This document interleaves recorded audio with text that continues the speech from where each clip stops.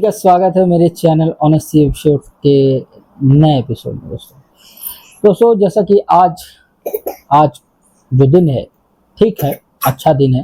तो दिन मेरा बीत गया है, बहुत बिजी शेड्यूल था, तो उसी में मैं व्यस्त रहा। और आज मैंने कुछ नया पार्सल ऑर्डर किया है जो कि थोड़ा अलग है। आप लोगों ने इससे पहले मेरे ब्लॉग में बिल्कुल नहीं देखा होगा।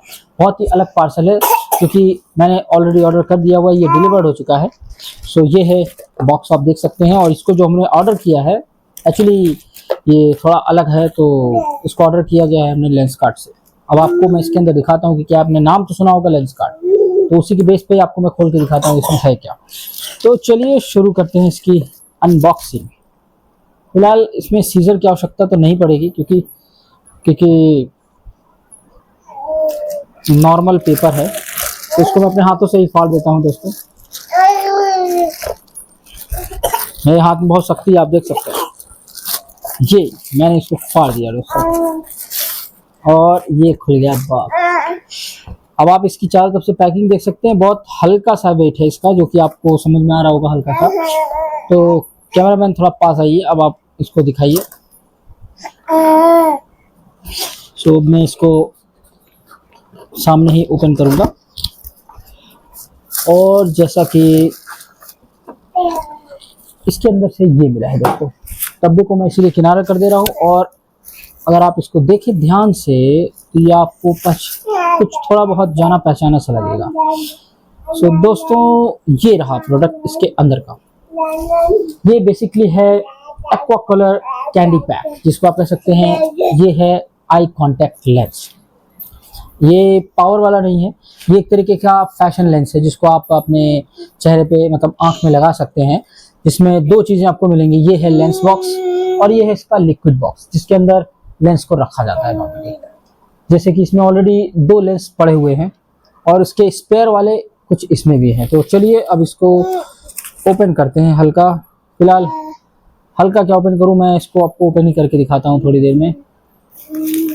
पहले इसके ऊपर डिटेल पढ़ लिया जाए, इसमें क्या है। मिस्टी ग्रे, काफ़ी चीज़ों कलर की, मतलब इसमें जो लेंस है उसकी डिटेल्स दी गई है। तो इसको मैं धीरे धीरे ओपन करता हूँ। चलिए पहले इसी को ओपन कर देता हूँ, पैकेट को इधर किनारे कर देता हूँ।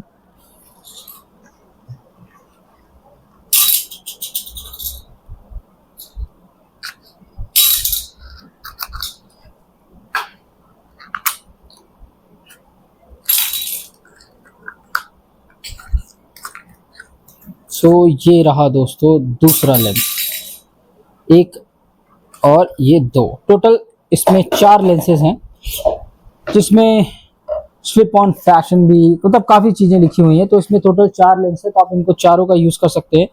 पर मुझे पता नहीं कि ये किस बेस पे इन्होंने दिया है दूसरा, क्योंकि पहली बार ये मैं ट्राई कर रहा हूँ। आप इसको पास से भी दिखा सकते हैं, थोड़ा सा पास आइए।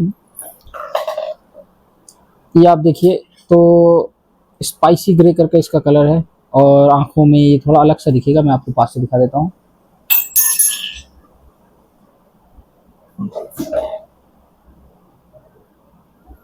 इसकी एक्सपायरी भी है, ये 2031 तक का है, मार्च में। बाकी इसमें टोटल 4 पैक्स मिले हैं हमें।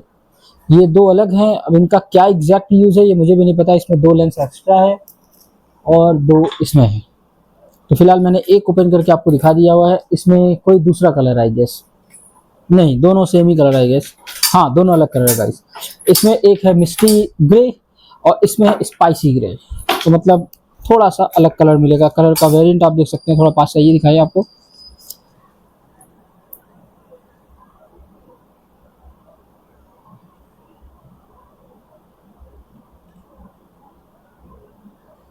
तो जैसा कि आपने देख लिया ऑलरेडी, तो अब इसको जब यूज़ किया जाएगा तो मैं आपको दिखाऊंगा कैसा लगेगा। फिलहाल मैं यूज़ नहीं करूंगा।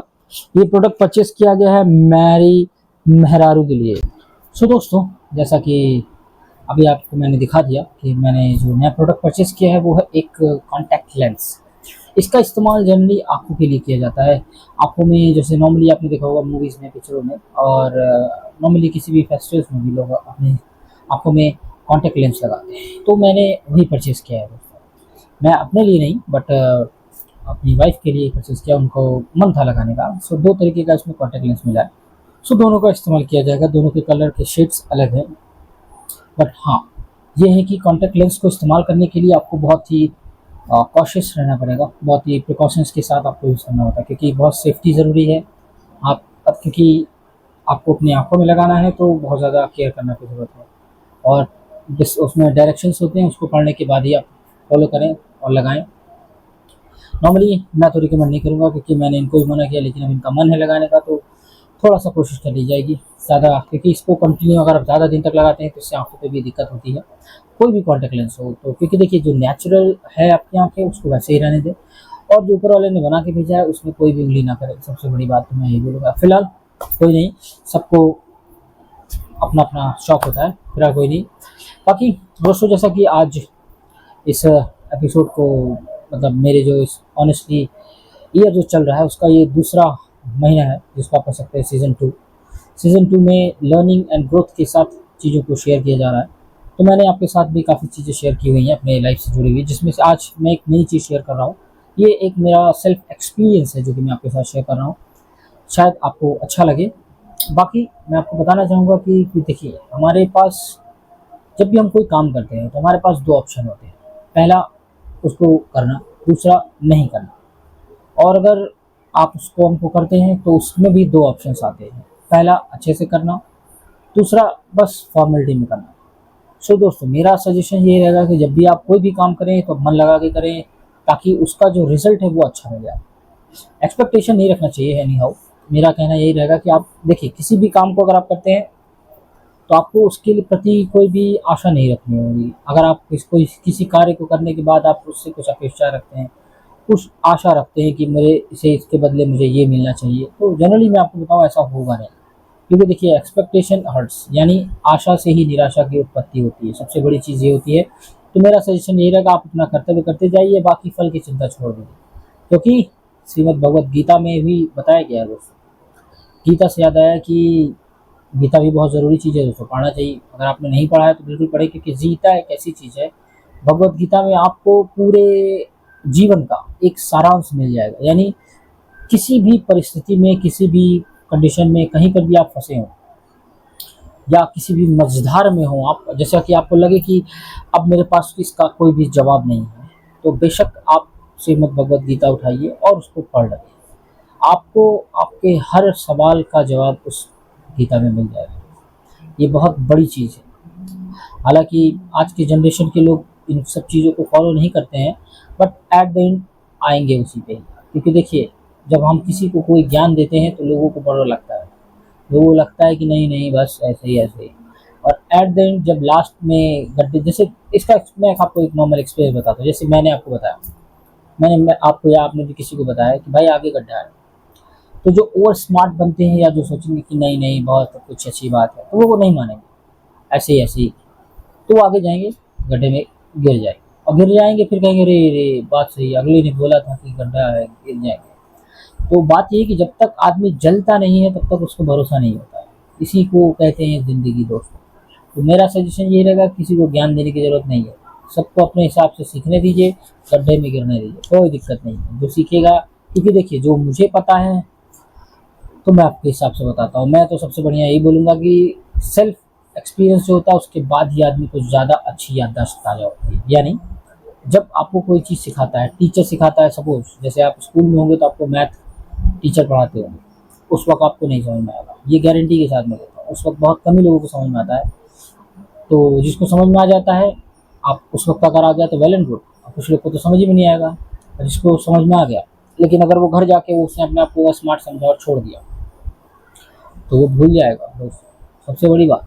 और कुछ दिन के बाद उससे पूछा जाएगा तो वो उसी सवाल का जवाब नहीं दे पाएगा। इसीलिए कहते हैं कि जब आप खुद से प्रैक्टिस करते हैं, यानी जब आप किसी भी चीज़ को खुद से एक्सपीरियंस करेंगे, जो फेस करेंगे, उसके बाद जो रिजल्ट निकलता है वो आपको पूरी लाइफ लॉन्ग याद रहता है। तो इसीलिए मेरा कहना है कि भाई, अपना एक्सपीरियंस आप अपने पास रखिए, और ज़रूरी हो जिसको उसको ही दें। क्योंकि सबके सामने अगर आप अपना ज्ञान देंगे तो उसका परिणाम बेकार होगा, क्योंकि समझ में किसी को नहीं आएगा, और आज के समय में तो बिल्कुल नहीं समझ में आएगा। तो दर्शक ये है, तो बस मेरा सजेशन ये रहेगा आज के लिए। तो आज की लर्निंग में मैंने आपको बस इतना ही बताना है। बाकी जैसे कि आज का दिन मेरा कंप्लीट हो गया है, और अब नए सपनों में, जैसा कि मैंने बताया, मेरे पहले भी ब्लॉग में आपने कई बार मेरे डायलॉग सुना होगा कि जैसा कि अब सोने का समय आ गया है, नए सपनों में खोने का समय आ गया है दोस्तों।